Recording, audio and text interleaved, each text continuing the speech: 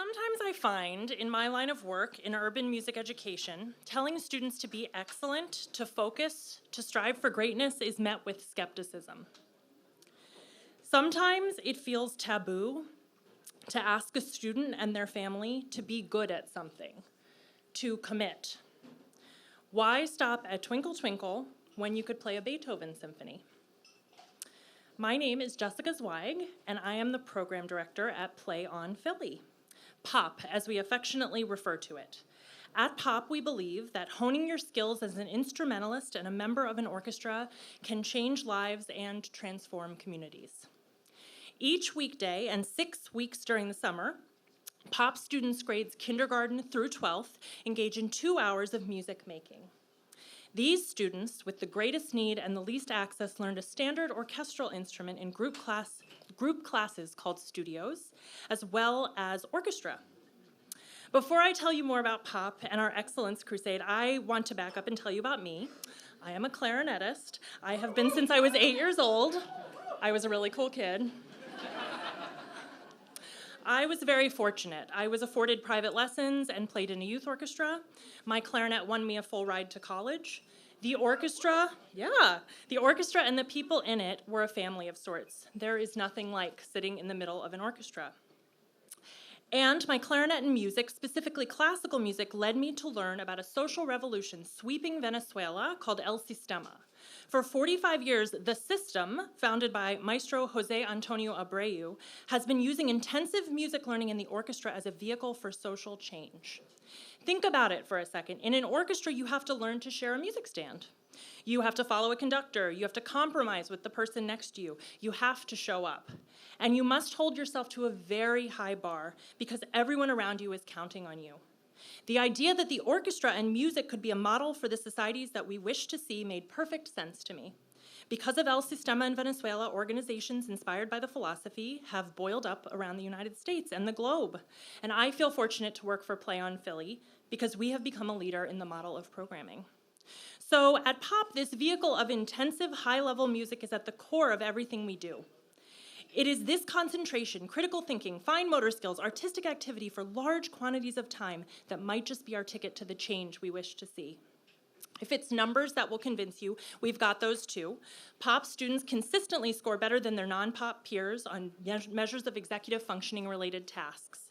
For those of you who need an executive functioning primer, it is a set of core cognitive abilities that allows students to set and pursue goals. If it's experiences that we need, last year 3 talented Play on Philly students were accepted into the National Youth Orchestra.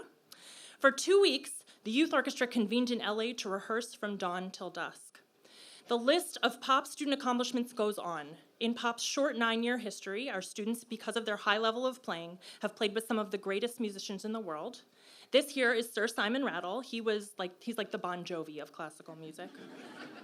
And here are our POP students playing under his baton on the Kimmel Center stage. A few weeks ago, some of our wind students played Gounod's Petite Symphony with the world-famous Imani winds.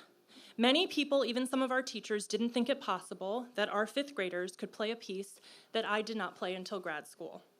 They played it with flying colors and with bells and with whistles. Sometimes I encounter parents who want their students to do it all. Miss Jess, they say, my son wants to play football in the fall and do engineering club on Tuesdays and participate in debate team on Fridays. Can he do all that?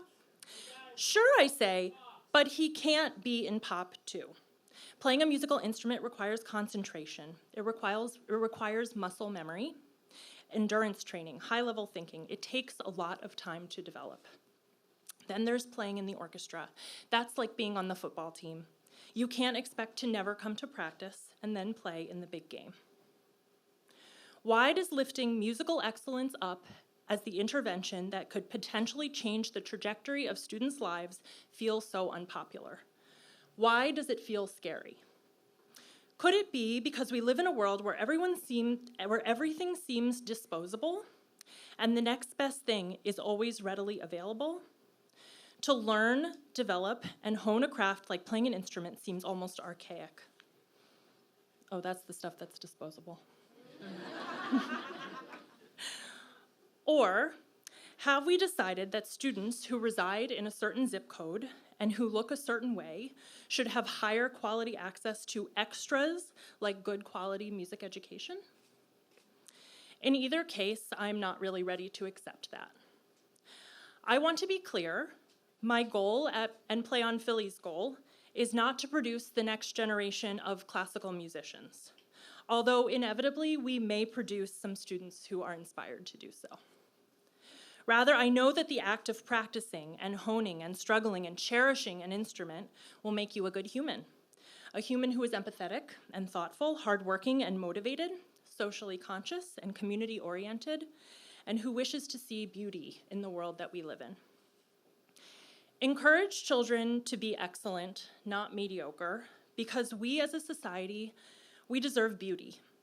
Be excellent because everyone deserves to be proud of something. Dabble for a bit, try a few things out, and then pick one to be excellent at.